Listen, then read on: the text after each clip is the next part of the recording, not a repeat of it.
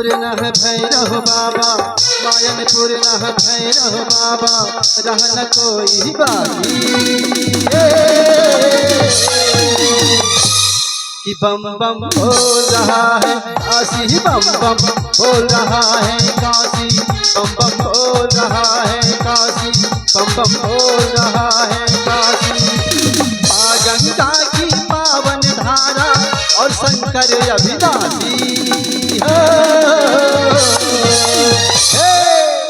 कि बम बम बोल रहा है काशी, बम बम बोल रहा है काशी, बम बम बोल रहा है काशी।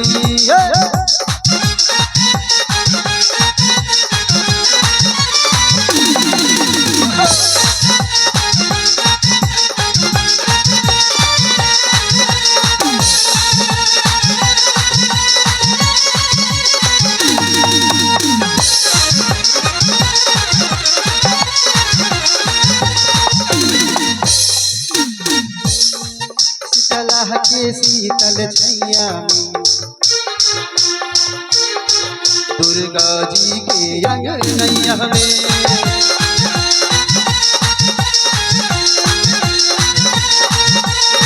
शीतला के शीतल छैया में दुर्गा जी के अंगनैया में, अर्जी सभी लगावे दे बन के कर दासी कि बम बम बोल रहा है काशी, बम बम बोल रहा है काशी, बम बम बोल रहा है काशी, बम बम बोल रहा है काशी।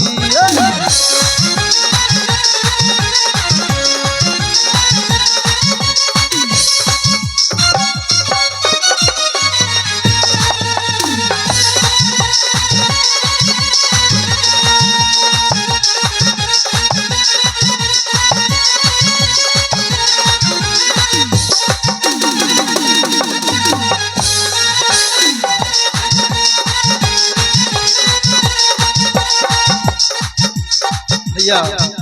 सावन के पवित्र महीना में बड़ा ही सुंदर भाव करना बा। अघोर के पावन धाम यहाँ, जन जन के गौतम राम यहाँ,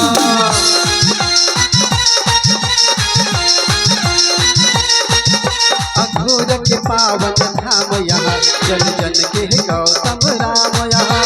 राम जी नाचे है मस्त मड़ैया, देखे उनकर वासी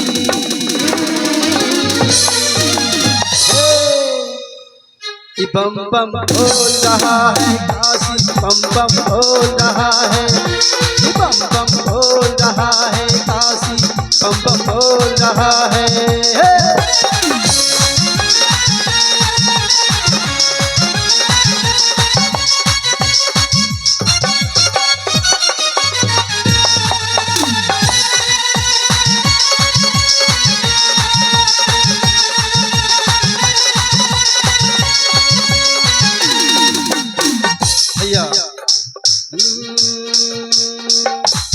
जहाँ भंगिए के भोगिया लागेला, दर्शन से भूतवा भागेला,